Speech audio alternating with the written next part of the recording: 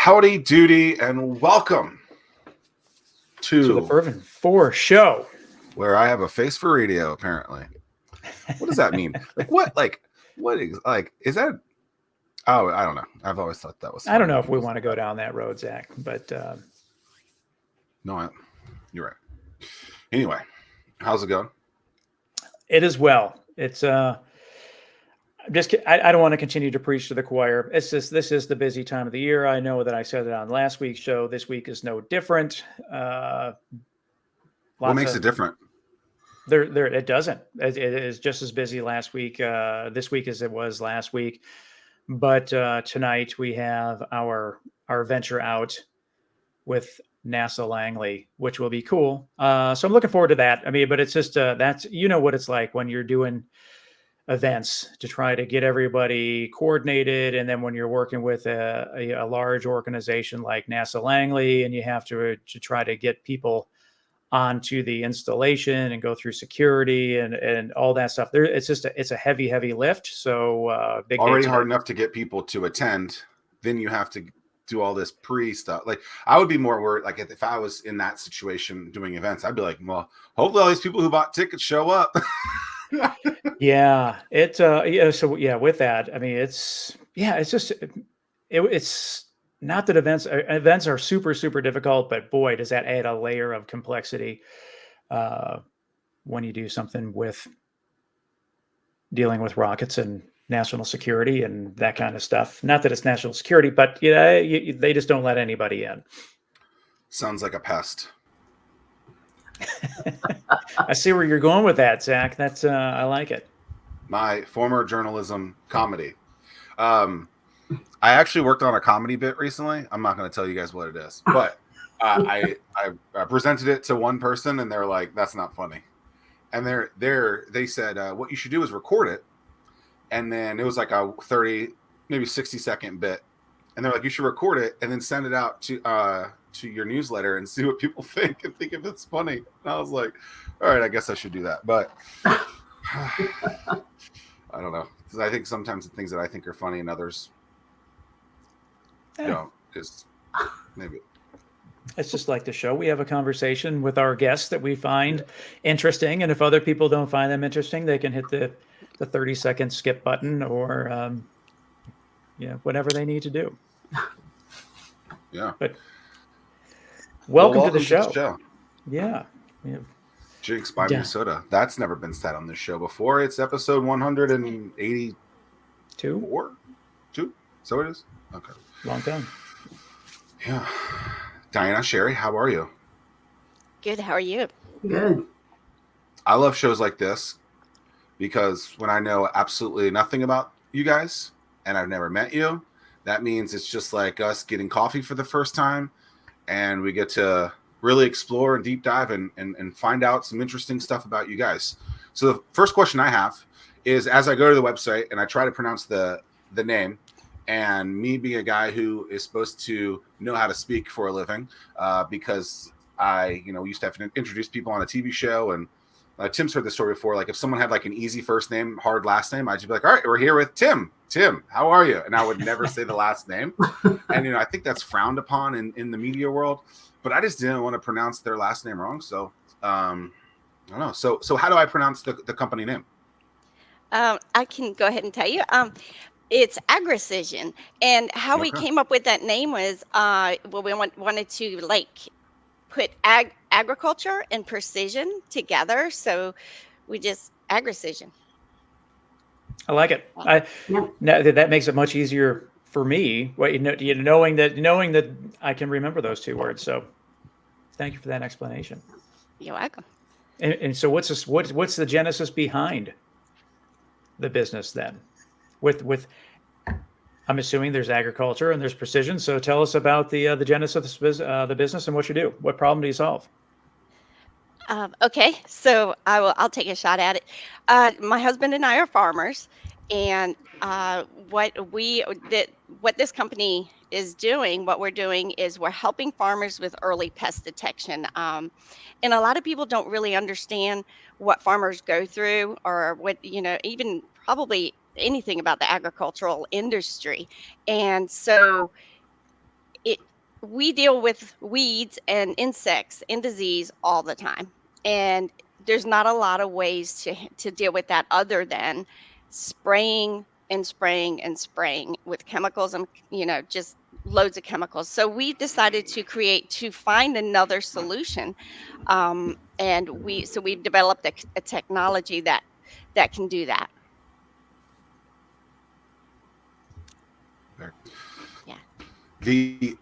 Because I've always heard of like the weather being a big issue, and I guess Mhm. maybe animals being Yeah. in certain situations. I guess the pest thing makes a lot of sense. You don't want pests to be in your house, but there's obviously going to be, if you look at a piece of lettuce, there might be something in there, and you're like, oh, okay, well that makes sense. There's bugs out there, but from this world, like there's just never been anything like that before. It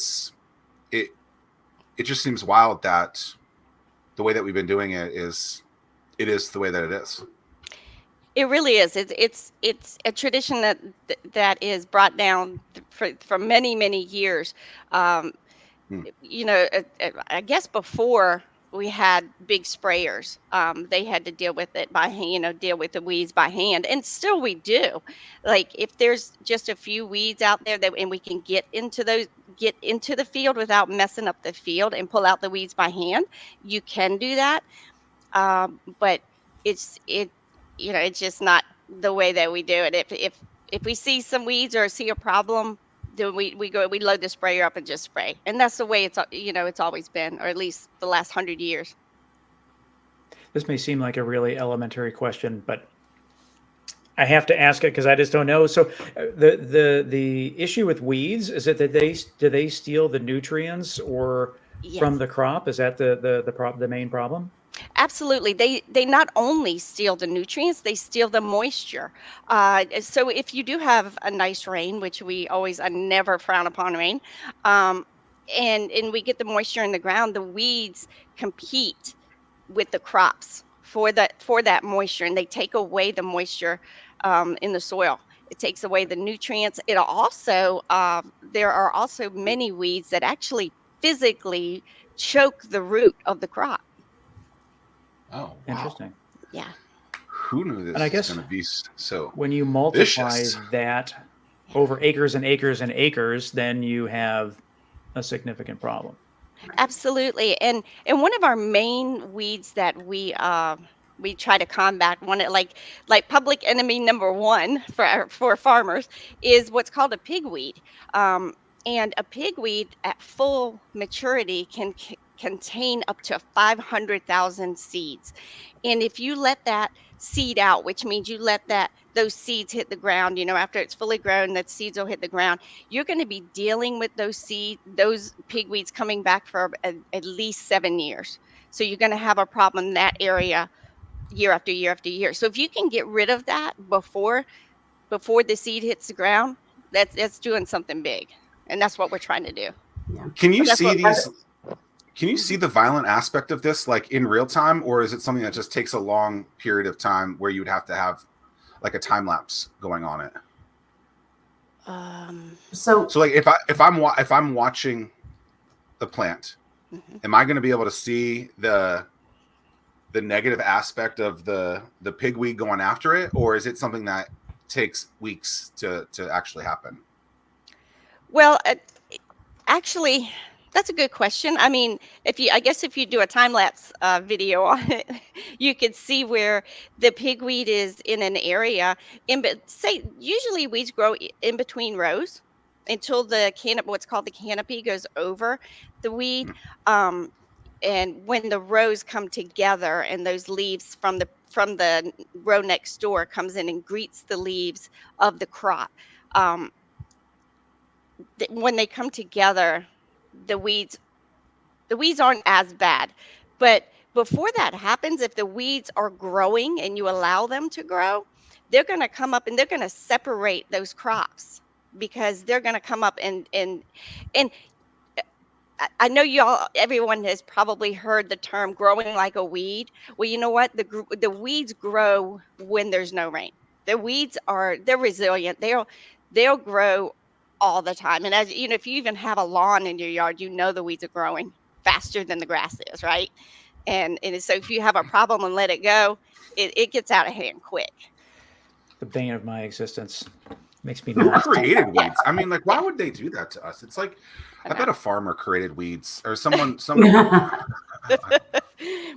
One of the problems that we are trying to solve is resistance, because weeds are growing resistant to the chemicals that are out on the market. So a farmer sprays the field, and one of the things that we are doing is trying to reduce the number of times that a farmer sprays. So a farmer sprays the field approximately 10 times during a growing season, and these weeds are growing resistant to the chemicals being applied. So that means that the farmer has to spray more. So our solution is an all-in-one Scout sprayer. So what it'll do is it'll go out and it'll scan the field, and it'll identify weeds that are in the field, and then it'll spot spray it immediately. So what we're hoping to do is reduce the number of times the farmer has to broad spectrum spray the field, and then allow to spot spray when necessary. And I would imagine that do you have any idea now from a data standpoint, like how many gallons of chemicals are used when you're just spraying the entire field and then reducing that to spot spray? I would imagine it's probably 95% reduction. Knowing anything about this. It's probably about 70. I think we've calculated about a 70% reduction in chemicals, saving the farmer almost $250,000 a year in chemicals.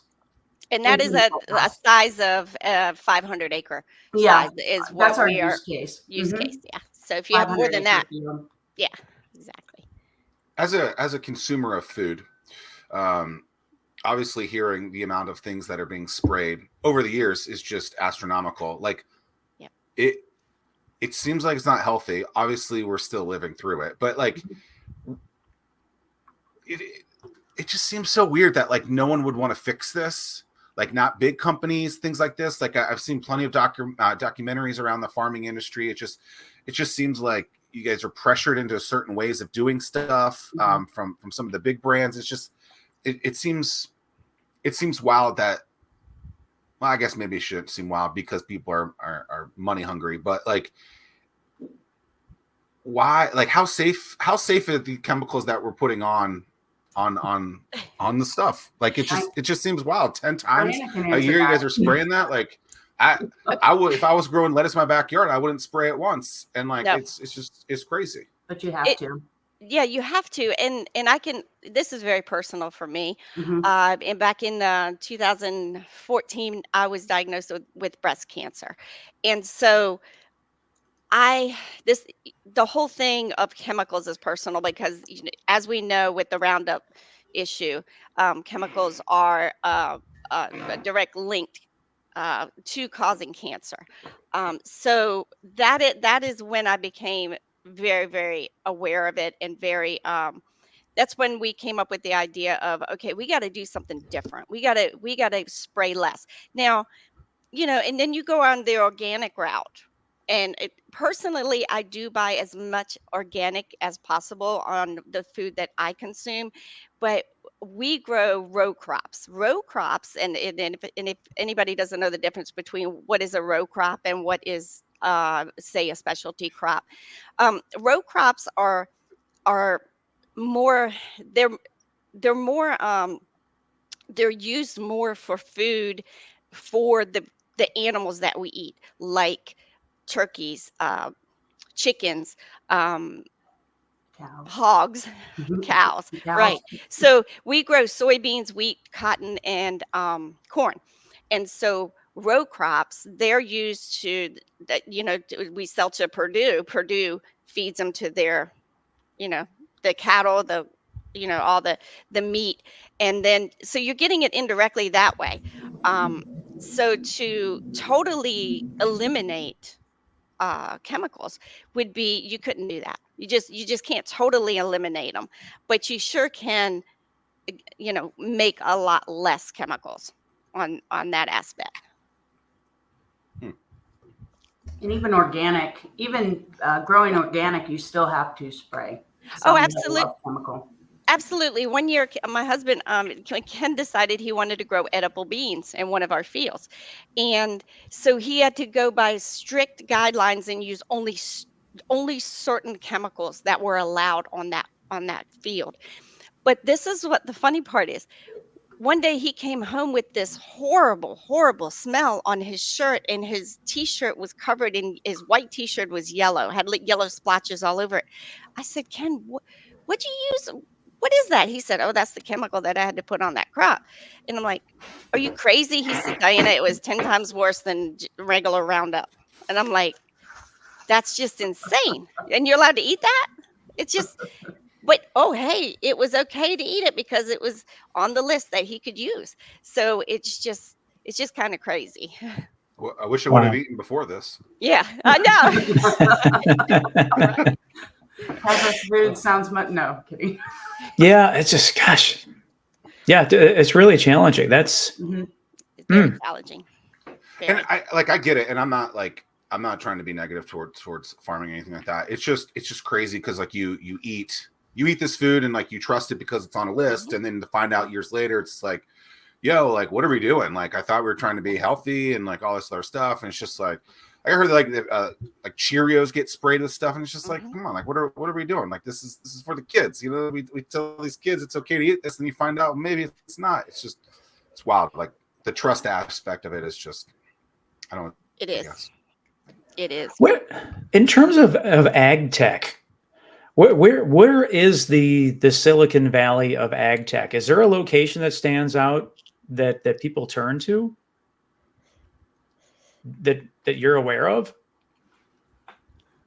I don't know. Not that I'm aware of. I know that there are that we do have competitors in the market. I do know that that there are other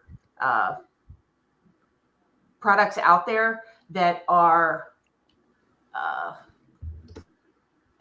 working in the market to look at the nutrients of the crop and the ground and things like that. What we're trying to do is to get out in the field early and look at the pests before destruction takes place. And a lot of our competitors are in the field after the destruction has taken place. So, but I'm not sure of where like a Silicon Valley of AgTech is. I know that we went through an accelerator in Memphis early on. I think that was during COVID because it was all online. We didn't go to Memphis. So I know Tennessee has this program in Memphis. So if I had to say, they have a great program. There are a lot of I mean, just hearing this, it makes so much sense that it's like, this is something that this is a problem. It needs to be solved. It's not only healthier for people, but it saves money for the farmers. So it's a win-win-win, but it's one of those things where it's like Metro Silicon Valley, where they only see the end product. They don't see the problem as it's being experienced. Right. So it's interesting as I listen to you talk about this, where is the AgTech capital? And the other thing I'm thinking about as we're talking about this is we've had quite a few, Zach. I don't know what the number is, but we've had multiple AgTech companies on this show, and we're at episode 182. So it's just, I don't know. I'm always looking for patterns and signs to see what things could Virginia emerge as, because we do have rural, Northern Virginia, right? And the rural side as well. Yeah, I mean you guys are in Sedley. Is that where you guys are based?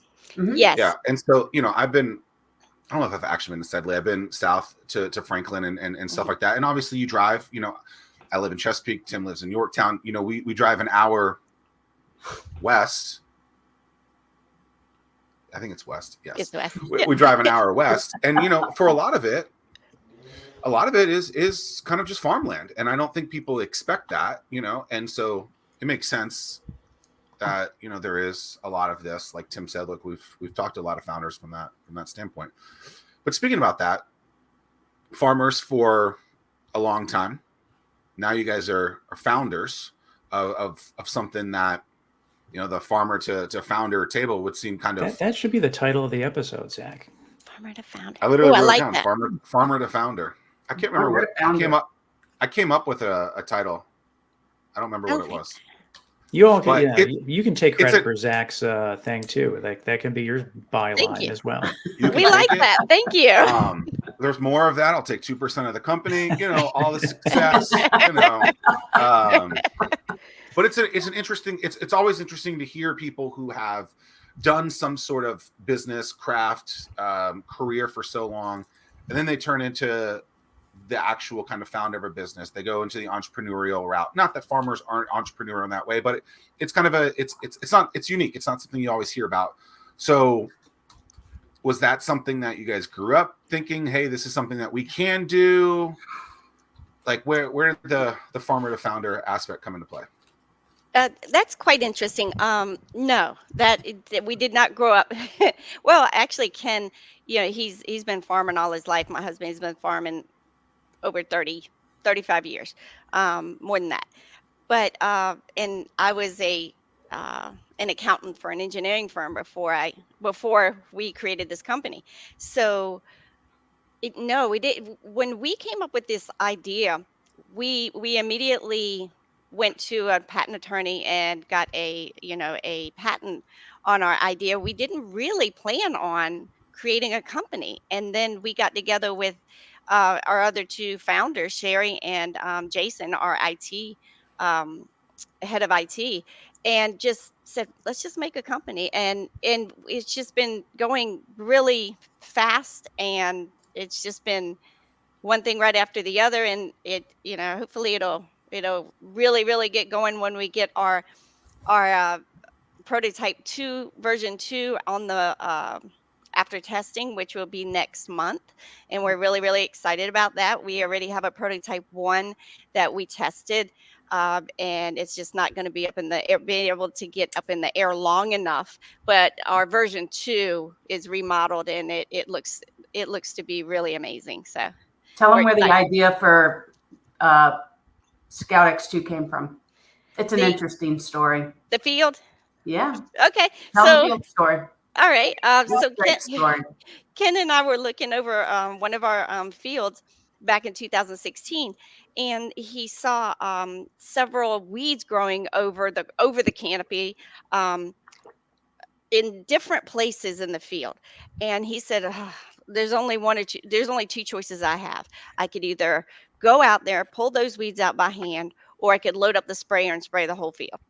And so he proceeded to go out there and pull them by hand. Well, there's only one thing that he's afraid of, and that's snakes. Well, as he's walking in the field, as he's walking in the field, there's a snake. He's like, well, I'm not going in the field. And he loaded up the sprayer and sprayed the whole field. But we both said there has got to be a better way than just those two choices. There was nothing else out on the market at the time. And so we put our heads together and we said, well, what if you could just spray those areas, just those areas? And so that's what we started. So with that, how are you? I'm just thinking about your revenue model. Is this like going to be like as I'm trying to think, it's not. What's the play on word for SaaS? Farming as a spraying as a service kind of thing. So like, does the farmer need to? Do they purchase the technology and then they're responsible, or do they, as a subscription service, where you go out every so often, you do the scanning and then you do the treatment? How does that work? Right. So hopefully what we're trying to do is a dual revenue model. We'll have a subscription model that they subscribe to, but they're also going to purchase the drone as well. So they'll purchase the drone. The drone requires a subscription model. Okay. So more like the Razor model, where you buy the blade separately, and then there's the hardware, and then they purchase the software. Got it. And how have the farmers been in terms of adopting that new type of technology? In terms of like, how many farmers have you talked to, and what is that? I'm assuming that it was well received since you're moving forward with the business. But how is it when it comes to introducing new technologies too, and stereotypically, it seems like farmers it's more a traditional Stuck in their ways. occupation. It Yeah. is. And what we're finding a lot of, and Diana probably can talk to this, we've talked to a lot of farmers, over 1,000 farmers. And what we're finding is that the older farmers are kind of, quote unquote, cow-tied to traditional practices, but their children are not. They're more technical savvy. Some of them have drones already, and they are excited about the new technology, and they want drones in the field. In fact, some of them already have drones, and they're using them now to do other things. They're using them to scout their field already, but they don't realize they're scouting their field. They just go out and they're looking for things in their field, or maybe they're using their drone to see things like that. So it's kind of interesting. And all the, everyone that we've talked to at shows, because we have been going to shows for the last couple of years to kind of talk about our technology and see how it'll be received. It's been received pretty well. And we have a group of 7 beta testers right now that will be trying it out. So from a business perspective, it sounds like you guys don't have any paying customers yet. Is that true?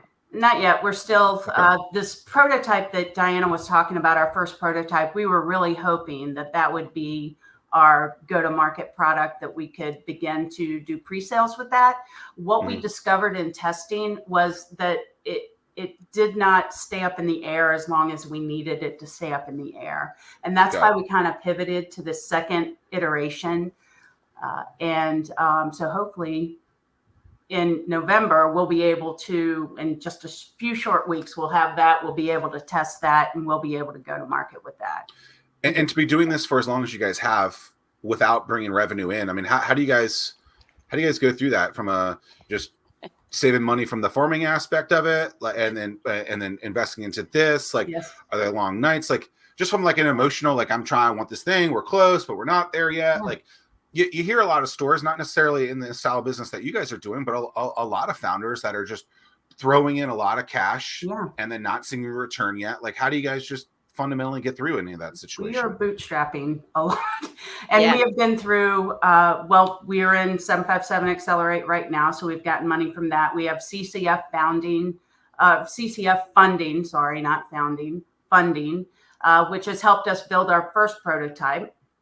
We had initially we were partnered with Virginia Tech. We did a pilot program with them, which got us a little bit of money to do a pilot program with them. And it allowed us to have Virginia Tech as a partner, which was good. The majority of the money, though, has come from BIPC through their Commonwealth Commercialization Fund, which was $75,000, which really helped.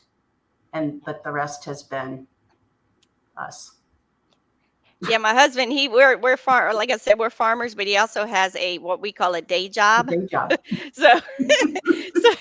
so we can have insurance. You got to have health insurance. Yeah.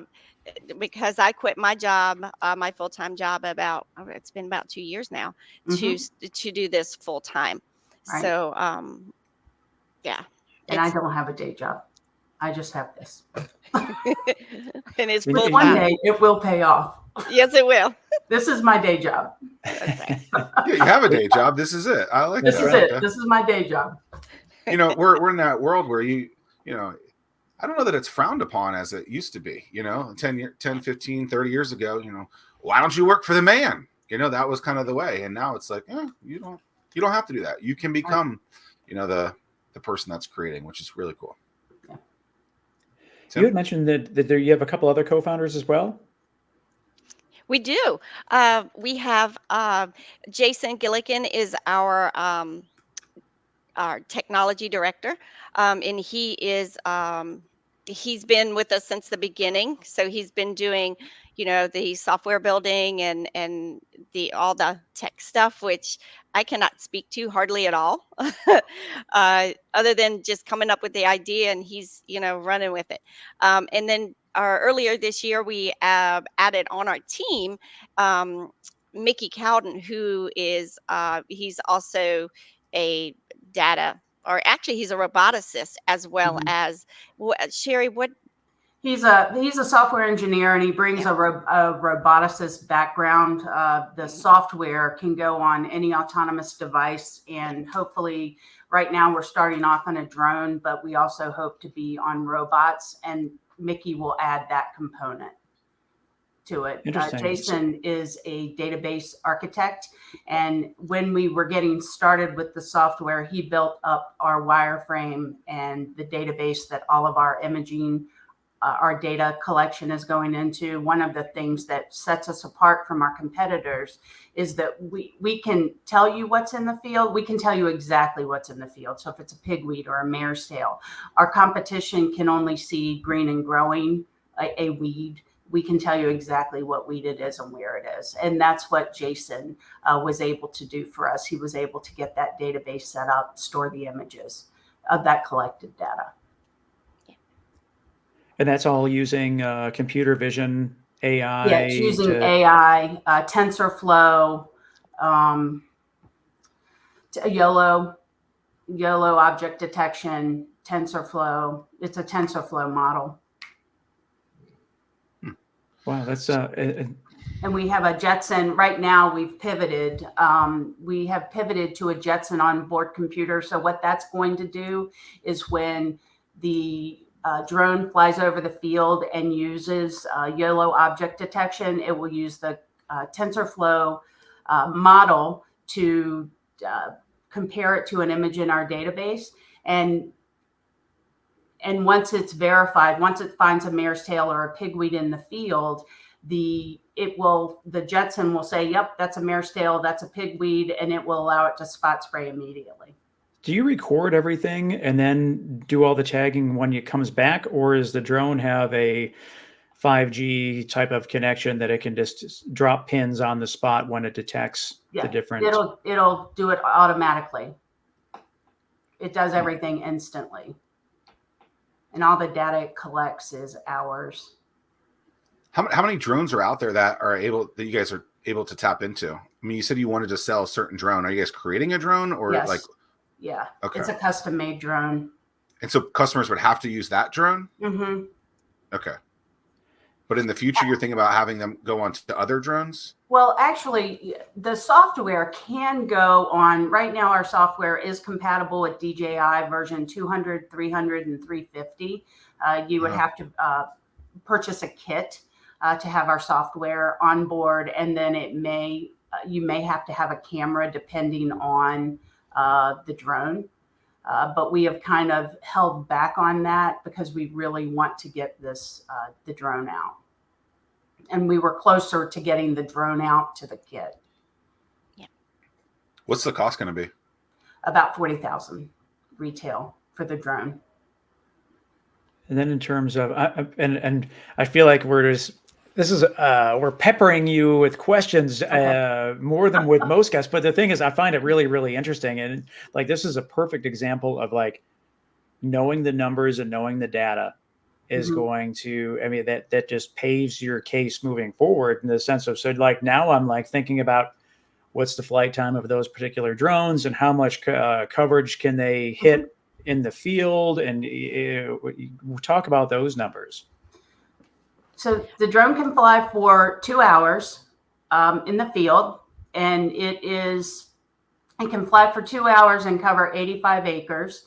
And what it will do is it flies at about 10 feet. And then what it will do to spot spray, it will come down, and it can't hover. They don't want it to hover over because of the battery that it'll eat up, but it will slow down and it will spot spray. The reason that we've gone to this drone, this second iteration of the drone, is we had a quad prop drone, and the prop wash was blowing the chemicals all over the place. And that's one thing that we didn't want to do. We wanted to make sure that the chemicals were dropped where the chemicals were supposed to go. And what's the payload of the chemicals that can be carried on the drone? It's a gallon. I believe it's 1.5 gallons. Yeah, 1.5 gallons. And So then how does that alter the flight time? Does that reduce it by a certain amount? No, it should be at the same capacity of Yeah. flight time with Mhm. a full load. Yeah. How big are these bad boys? I Six think and a it has half, a 6 6 foot, foot wingspan. six and a half. Yeah. Damn. That thing is in a row. Yeah. So it's like a full-on car. Okay. Yeah. Yeah. It's a tail sitter drone as opposed to a quad prop drone. So it's going to be unlike anything that is out there right now that sprays. So it's kind of going to look like all those movies where the aliens were coming after Yeah. all the fields, Right. and then this is actually going to be something that saves folks $250,000 per 500 acres. I mean, that's a pretty big steal. Mm-hmm. Yes. That's what we're hoping. What's the shipping going to be like for these? That's a good question. We haven't That's got a great to that question. point. We haven't got to that point yet. Yeah. But that's a good question because, we're gonna obviously provide or figure out at the beginning on how we want to handle like instructions and things like that, and teach the farmers how to use it. So, We're still but working through that. yeah, or we could be like Starlink, and I don't know if I'm allowed to say any like name brand things, but I just got a Starlink on because I live, in the middle of nowhere and had no internet. And this Starlink satellite dish, I guess you could call it, came with just an app that you loaded, and it told you exactly where to put it on your house, how to put it on your house, and it's working like a charm. I love it. Thank you, Are Elon. you using Starlink right now? Yes, I am. It's fabulous. Wow, that's great. Can we talk about this? Like, Yeah. I've no one's ever brought. I don't think this has ever come up on the show, but like, I've been to plenty of rural areas where they talk about last mile issues, right? So for people who don't know, like, there's a main road that typically has some sort of internet connection, and then getting it out onto those side roads is the difficult part. That's the last mile aspect of it. Mhm. Yeah. I just saw that there was a ton of money invested in the country in trying to fix internet from a Yeah, last it mile makes me perspective. crazy. And I 'Cause was my like, thought hold is, on.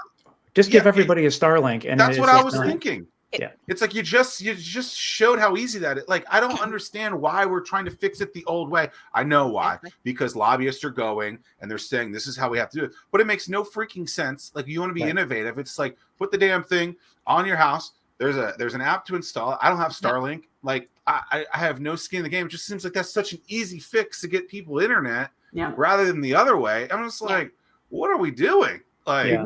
because We I have been remember waiting. Was it Yeah. Warrington I did a school that they tested? I don't know. Starlink might did be a right. they did a beta test with a Virginia school to prove out the model from an educational standpoint. Yeah. And that's much more difficult than a residential standpoint. I remember I gave a talk on the Eastern Shore maybe 5 years ago, and a lot of the things that I was presenting to them, they said, look, we love what you're saying, but we have huge internet issues. And I was like, I just don't think about that because I don't, well, my internet goes out every time in the middle of this show every week. So hopefully it doesn't today, but I don't have the internet issues that a lot of these, last mile individuals and companies have. And so it's just, that was the first time I really understood it, or it came to my attention. It's just, everyone why are we trying to complains fix about problems internet the wrong way in Hampton Roads. Yeah. Well, that's because they hate Cox. Well, yeah, but my thing is that, Diana right now, I'm sure, is probably averaging 350 meg download speed, and if for $115 a month, I mean, it's just one of the it makes me insane. Well, and let me just tell you the ironic part of this.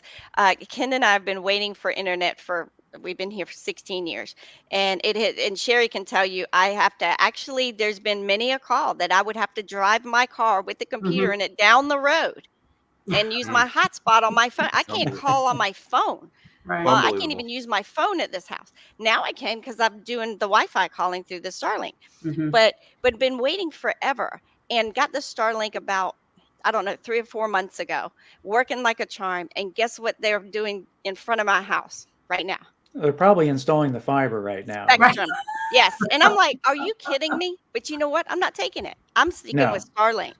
Well, and I know. Starlink, it's just the beginning right now. They have so Yeah. many cards that they haven't turned over yet, and it's just Yeah. going to continue to improve. It's Right. it's pretty fascinating. Yeah. Well, I would like to cordially welcome you to the information superhighway, Thank and you. let's go. Thank you very much. And this will help our product out because I tell you Sure. what, I mean, you do need a Wi-Fi. Mhm. You do need, and we have, are we going to have onboard RTK, which I don't know if you guys know what it's like a GPS, but even better. It's like the it's called real time kinetic, I believe, and it's actually more accurate than GPS. And so we'll have that aboard our drone, and you do have to have a Wi-Fi connection, which we will Mhm. have access to, so which is great.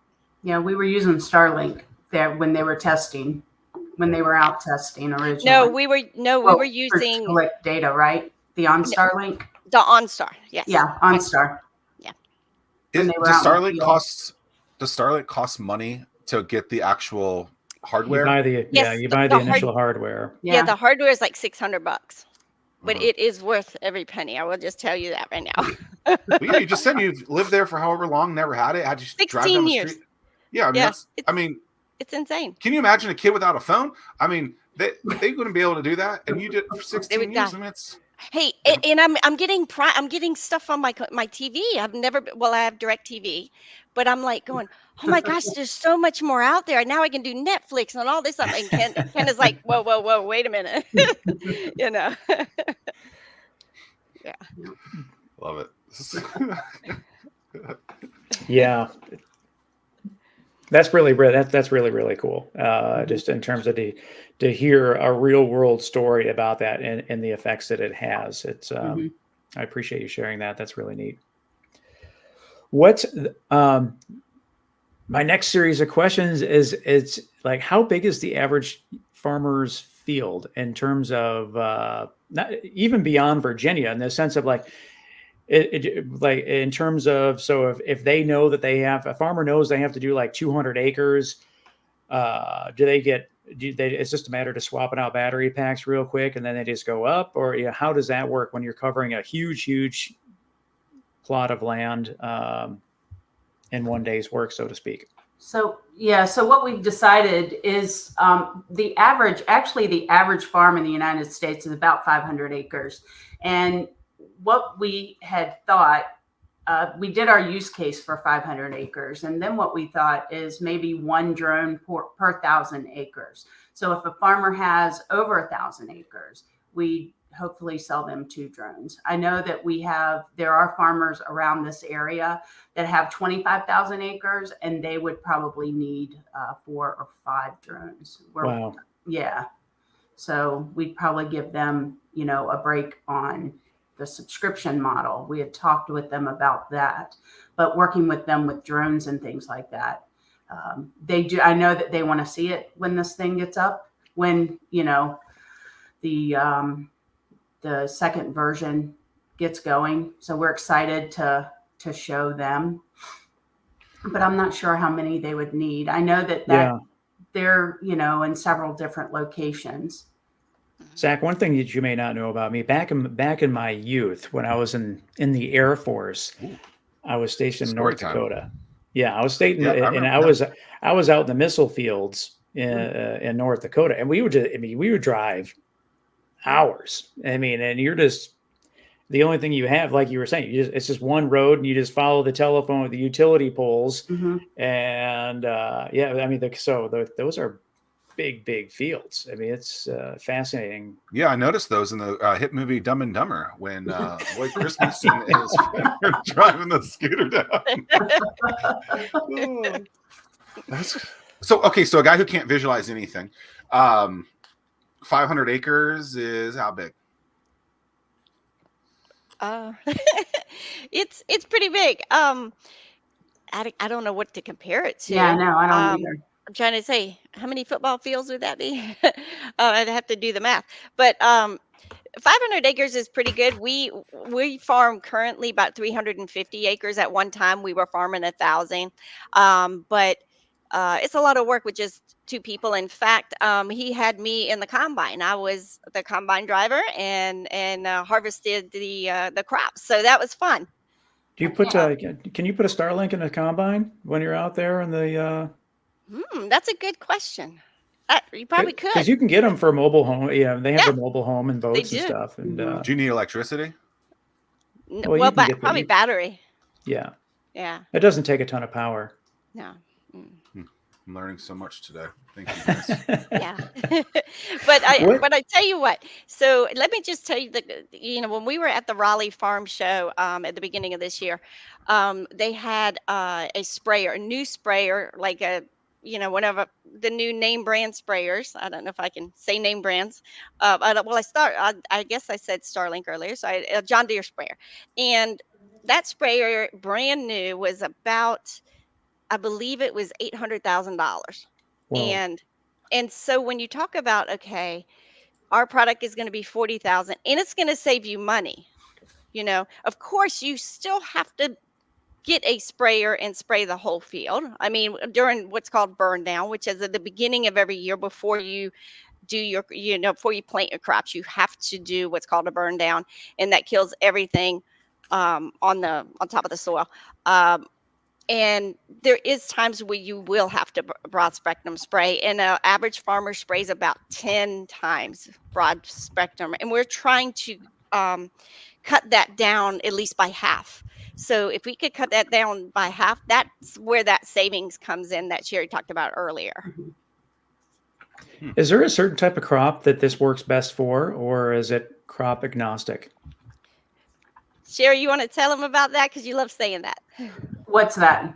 The customizability. Oh, we are 100% customizable. The model can be trained to detect anything. So if a farmer has a problem with an insect, a weed, a disease, we can detect anything. Right now, we are working with the Advancement Foundation in Buena Vista to detect lanternflies, which is kind of cool.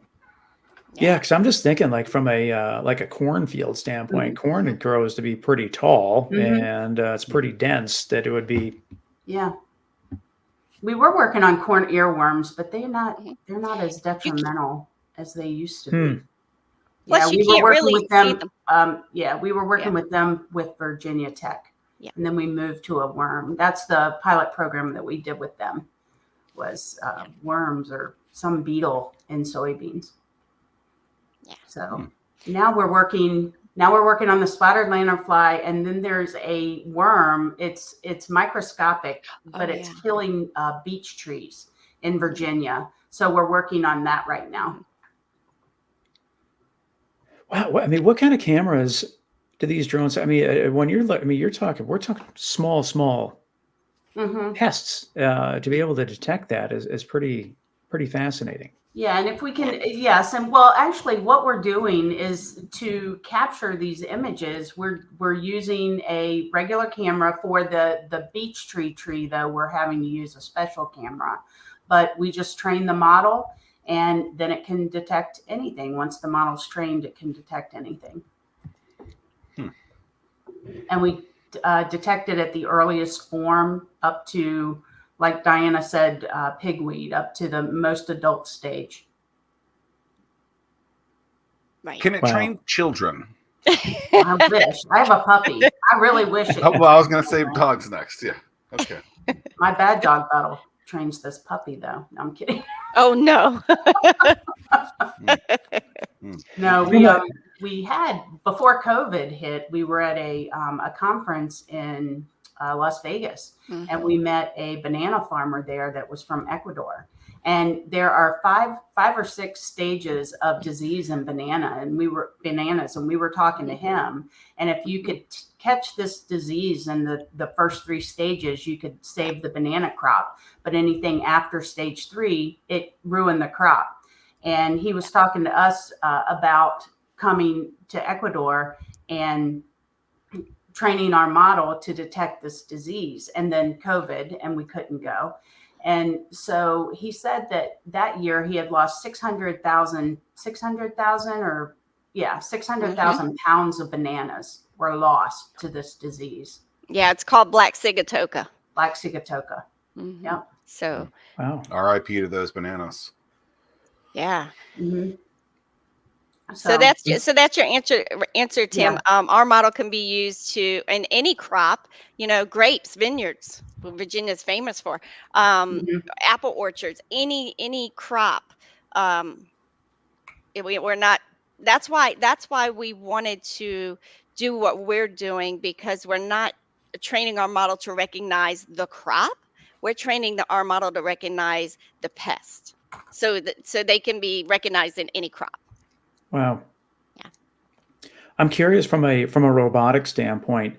Mhm. Did he have like a all-terrain type of robot, or are you looking at the greenhouse effect where you can just go into the greenhouses and then that just seems to be a lot easier to travel than out in a field? No, all terrain. Yeah. Wow. All terrain. We can actually even at some point we're hoping to get our model into irrigation systems, which y'all spoke to out west, like in Kansas and Iowa and Tennessee, where have those the miles and miles of farmers. They have no rain out there, so they have to irrigate. So as they're irrigating, hopefully one day we can get our model onto those irrigation systems and Mhm. and be able to track it that way. Very This fascinating. it really is. We just Wow. have so many we just see it on our dinner plates, Yeah, That's it. exactly. And there's Yeah. so many. Like I remember, maybe I've told you this, Tim, before, but like when the craft beer movement was going on, they were talking about how I guess it's still going on, but like how many hands of people that touched from place to place, and it was something like 53. And just to sit there and think about that, it's just crazy. Just to hear the amount of things that have to happen to a banana or to a piece of lettuce or to a whatever to get to the plate. Like it's just pretty wild to think about it from that perspective, because we don't think about that. We just go to the grocery store, we buy the damn thing, and then we eat it. Right. And there's a lot that happens beforehand, and you're almost just like dumbfounded. You're just like, wow, how did I never think about these things? Right. Yeah. And you don't think about how, well, as a farmer, Ken and Diana can tell you, and we're trying to save the farmer money, actually, a lot of money, saving chemicals. It gives more time back to the farmer. Yeah. Because a lot of farmers now, traditional farmers, they spent a lot of time in the field. They're still spending a lot of time in the field, but a lot of people today just want to spend time with their family. They want to do something else other than be in the field all the time. Yeah, that's so true. And farmers do, especially during planting season and harvest season. They're in the field from sunup to way past sundown. You can pick until 9, 10 o'clock at night. Um, and and like Sheri said, they not only that, the and I thought I lost my train of thought. Does that ever happen to anybody else? Happens to me every day. You were talking about the saving the farmer time. Oh, the money. Okay, so let me just give you an example of the money that we're saving the farmer. So I don't know if y'all kept up with the prices of Roundup. Say Roundup. The Right. reason I say Roundup is that's the most familiar. So Roundup in 2022, I believe, went from $10 a gallon to $60 a gallon. That's what, a $600 increase. 600% increase. So that's just one of the chemicals. One day Ken brought in a quart size chemical, and he just showed it to me. He said, "Guess how much this is?" And I don't even remember what the name of the chemical was, but that little quart size chemical was $700, and it was a quart. And I said, "How many acres is that going to cover?" He said, "Oh, about 100." I said, "So does that mean we have to buy 3 of these, 4 of these?" It's insane. That's just one round of spraying. So, it's just it's they I would say farmers spend as much money on chemicals as they do on the seed. And seeds are expensive. Like a bag of corn is $600. One bag of corn, and I think you can. I think that covers 2.5 acres. So it just goes into it. A lot goes into farming, a lot more than you think of. And a lot of. And I don't want to get off on a tangent, but it's just fascinating to me that farmers are business people. and you just don't realize how much they have to pay attention to the markets, and sell their crops at the best time possible. And you don't have control over the markets, or you don't have control over the cost of chemicals. So there's so many things that, and as Zach's pointed out earlier, you don't have control of the weather. Nobody can have a control over that. Only the Lord above, right? So so it's just anything that we can do to help the farmers. That is what our passion is. The weather. I'm looking at our show notes in preparation, and I'm not sure which one of you completed this, but will you at any point help garlic farmers? Never, never, ever, not me. That's funny. I knew you were going to say something like that. No, and I'll just tell you the story behind that. Ken and my You're a husband vampire? Yes, actually, I am. No, Mhm. Ken is allergic to garlic. So several years ago, he was getting these reactions, and we're like, what is going on? And he is actually allergic to garlic. And so I have learned to cook without garlic, and I've gotten quite good at it. And so when we go in, so I don't use garlic, so I don't like the taste of it because I'm not used to it. And it has a very pungent taste. And so, but going to a restaurant, it's easy to find a restaurant with gluten-free options, peanut-free options, soy-free options. You go in there and tell them that, oh, we have a garlic allergy. They literally look at you like you're an alien, like, Right. oh gosh, you can't eat here. When I was reading this, that would make it really, really difficult. Yeah, I never thought about how much garlic one consumes until yeah. It's in everything. I read everything. I have to read ingredients on everything I buy. So even like the garlic powder, that's too much? The garlic powder's the worst. Now, I can do garlic Yeah. salt. He actually is fine on garlic salt, but garlic powder is actually more concentrated than the garlic clove. Yeah. Yeah. Mm. Yeah. Wow. Yeah. Well, That makes for me wonder dinner, what was filled out on that form. Like, we help everybody but garlic farmers. No, I'm a foodie. I love to eat. And I said, but I hate garlic. So. yeah. Well, for dinner tonight, we're having a garlicky bread with garlic noodles, Yeah. a little bit of Garlic for dessert. Garlic crusted chicken. Yeah. So you're saying if you went on the show Chopped and garlic was one of the options, you would fail because yeah, I get it. Okay. Well, and I'm a big Chopped fan. I watch it all the time. Love it, love it, love it. So got it. How did y'all meet? Yeah, that's a good question. Through church many, many years ago. Yep. Through church. Sheri was my group leader at church, and we have been friends ever since. And I would say 20 years ago, 25. 23 years. Yeah. No, what year are we in? 23. 23, yeah. Yeah. Yep. So your friends, business partners, do y'all ever fight? And when you do, how do you get through it? I don't know if we fight. I don't know. I don't think we've ever fought or ever, But I think the 757, we know each other's strengths and weaknesses. Yes. And I think we complement each other fairly well. And a good understanding of that. I think that was a good exercise for us. Yeah. Because where one of us is strong, the other one's weak. I think, I mean, so it was good. That was a good exercise going through that because we hadn't gone through that before. Yeah, there's assessment. We're also writing. Is it like a disc test or something? Yeah, disc test. Exactly. Yeah. Have you ever done that, Tim? What? I've done the Myers-Briggs. I think I've done DISC, but I don't remember the results. How about you? Yeah, and I remember the first time I took it. I mean, I think I was a high ID is what it was, and then they were going over like the type of people or other people and where the things are. And as soon as they went over some of the other categories, I was like, oh, that's my wife. And I don't remember what the actual thing was, but when they described like this type of person, I was like, that makes a lot more sense. And so when you think about that from a founder or relationship perspective, knowing those strengths and weaknesses and be thinking about that, why they think the way that they do, it's pretty impactful. And usually, like, I think I was like frowning on it at first, where I was like, I don't want to take this. This is stupid.